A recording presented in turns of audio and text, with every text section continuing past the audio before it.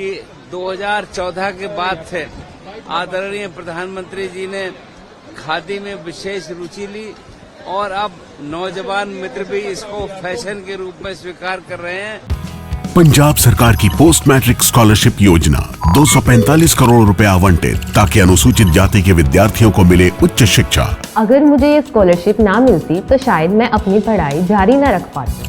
2,31,000 विद्यार्थी पंजीकृत, 92 करोड़ की रकम दी जा चुकी। मैं AI/ML हमेशा से पढ़ना चाहता था। अगर ये स्कॉलरशिप नहीं होती तो मैं कभी भी एडमिशन नहीं ले पाता इस कोर्स में। मुख्यमंत्री भगवंत सिंह मान की कोशिशों से पंजाब बन रहा है रंगला पंजाब। खादी के प्रति लोगों का वास्तव में आम आदमी का काम है। एक छोटे शिल्पकार के लिए जो खादी पर काम अपने गांव में अपने घर में बैठकर करता है, ये उनकी रोजी का अवसर भी है और देश की प्रगति और तरक्की का भी है। और आदरणीय महात्मा गांधी जी ने इसको एक सही ढंग से आगे बढ़ाने का काम करा। राज्यपाल संतोष कुमार गंगवार खादी एवं सरस मेले के समापन समारोह में शामिल हुए। इस दौरान राज्यपाल संतोष कुमार गंगवार ने कहा कि हम खादी महोत्सव के कार्यक्रम में आए हैं। ये पूरे देश में हम सभी की रुचि का विषय है। 2014 के बाद प्रधानमंत्री मोदी ने खादी में विशेष रुचि ली है। खादी के प्रति लोगों का आकर्षण बढ़ रहा है। खादी महोत्सव के कार्यक्रम में आए हैं। पूरे देश में हम सबकी रुचि का विषय है और हम प्लीज हम सब इसको अच्छे तरीके से जानते हैं कि 2014 के बाद से आदरणीय प्रधानमंत्री जी ने खादी में विशेष रुचि ली और अब नौजवान मित्र भी इसको फैशन के रूप में स्वीकार कर रहे हैं। और हम सब की समझ में आ रहा है खादी के प्रति लोगों का आकर्षण बढ़ रहा है। मैं आपके माध्यम से सभी देखने और सुनने वालों के लिए आग्रह करूंगा कि खादी में अपनी रुचि बढ़ाएं और ये वास्तव में आम आदमी का काम है।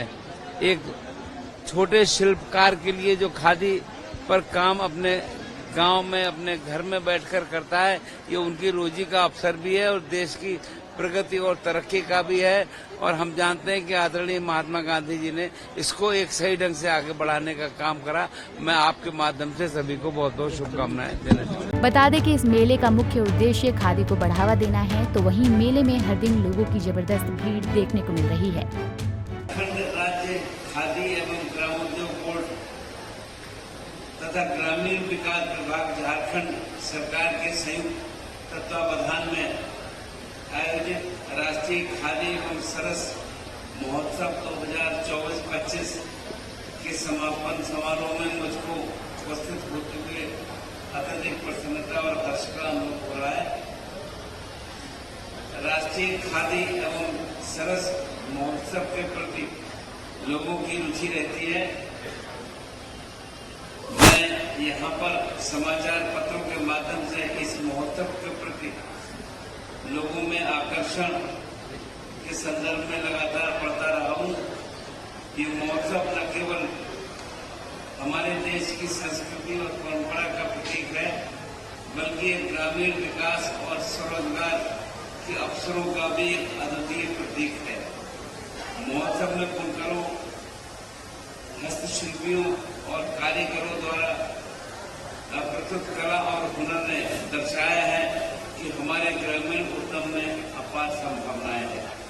इन कारीगरों के श्रम और कौशल का उत्सव न केवल हमारे गौरव को बढ़ाता है, बल्कि हमारे ग्रामीण उद्योग की शक्ति और समृद्धि का प्रतीक है। और मैं इससे इसलिए भी परिचित हूँ।